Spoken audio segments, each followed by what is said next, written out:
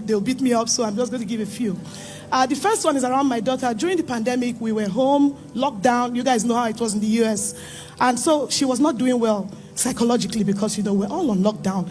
And so I was very worried about her one day, and I sent a prayer request to pray with Pastor Jerry. At that time, it had become my practice. Anything bothering me, I'll just go and report to Pastor Jerry on email. And then my daughter started joining NSPD with me. She would do it in her room. In my house, when it's time for NSPPD, everybody is in their corner kabashing. So she started joining NSPPD, and she had a hook in her neck. She couldn't turn her neck. She was in so much pain. And so one day during NSPPD, she just heard pop, pop, pop, and the neck loosened itself. And that was her own evangelism. I didn't have to preach to my daughter. Right now, she's watching because she has never missed any NSPPD, any day. She doesn't miss services. She's online on every day watching. And from there, she became very serious with her academics, started doing well. In 1 year, she was able to clear all her classes, something that should have taken her like 2 years. She was able to graduate at 19. She got an internship working with senators to change legislation. And based on that, she was able to get an award at her graduation, where she even gave a speech at her graduation, which was a really big deal. And so I'm really grateful for God. And then on top of all that, she wrote the LSAT for the first time. She didn't study. I'm like, go write the LSAT. You're going to law school. She wrote it the first time and got admitted to one of the best law schools in the US. So I just want to give God praise for that testimony. And then the next testimony is around my husband. Okay, so we built a house in the village. You guys know how village people act. As soon as we dedicated that house, something started happening. My husband would leave the house and get lost. 7 times he left the house like that. He would come, I would just get a call from cops. Somebody found my husband wandering somewhere. It didn't make any sense to me. I didn't understand what was going on. And then one day when I was sleeping, in the midst of all this turmoil, I was watching the service actually on a Sunday because we always join to watch. And then while I was watching the service, I slept off. And then I had an encounter. Pastor Jerry was telling me in that dream, this will be the last time it happens. And after this time, it will be a new story for you.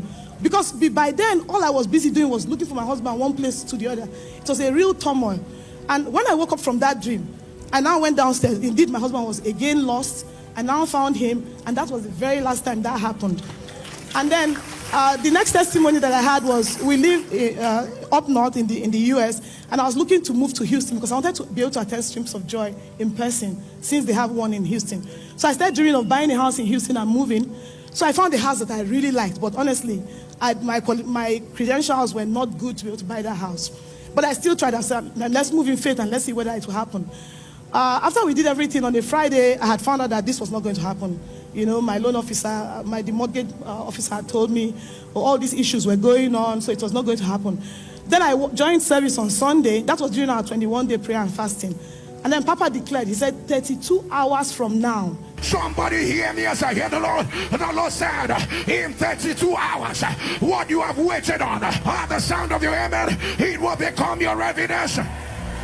Receive it right now. And I grabbed that word and I ran with it. And I did the math. I calculated. 32 hours from that moment was 8 a.m. US time. And I was waiting by my phone. At 8 a.m., my mortgage officer called me and said, I have waived all conditions for you. We are closing today. And that is how I was able to buy my house and move with my family to the church in Houston. And as soon as I got to the church in Houston, I plugged into the church, got involved in house fellowship. And then my house fellowship leader turns to be a crazy NSPPDian as well. And she had just come back from Nigeria. She helped me not just to buy that house. I have now bought another house, and I have 2 more houses I'm closing on this week. And then my very last testimony. So when I first joined Streams of Joy, every time I join, I hear women in your 30s, 40s, and 50s carry your baby. Why am I hearing that women in their 50s are carrying their babies? Why am I? It's a Kairos moment. It's a Kairos moment. We spread it to women in their 40s. Carry your babies. We spread it to women in their 30s. Carry your babies. There is nothing hard for the Lord to do. Carry your evidence. And I'm like, what's going on here? So I kept listening, and I was like, maybe I should try again. Before now, I remember I talked about my daughter who graduated. By that time, my first child was 19. My second child was about 7. And between 19 and 7, I really struggled to have that son. In fact, I had him based on word of knowledge and stuff. So for me, it was like a dream to even think about trying to have another kid. But I'm like, God can do it. My area of scarcity can become my area of a surplus. So maybe I should try again. My daughter said, are you crazy? Why are you doing this now? And indeed, I conceived. When I was pregnant, I had my son was breech. and I had a lot of pain. And so one day during this pregnancy, I said, God, please help me. You know, I'm not that young. At this time, I was 49. And so on that day, Pastor, I prayed a prayer. I'm like, God, please help me. I'm in a lot of distress. Can you just deliver me from this? Then Pastor Jerry gave a word. I was watching NSPP when that happened. Pastor Jerry said, there's a woman here. Your baby is breech. I command that baby right now to turn around.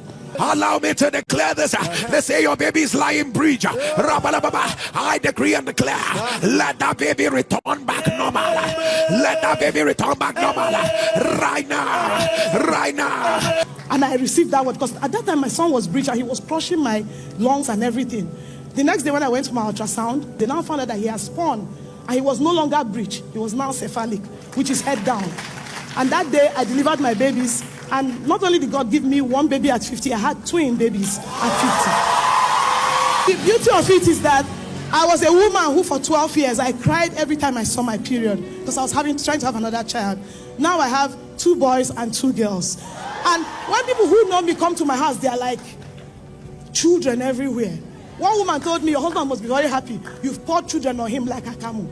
I just want to give God praise to this God that not only gives us what we need, but he gives us a surplus. He takes us from a place of a scarcity to a place of a surplus.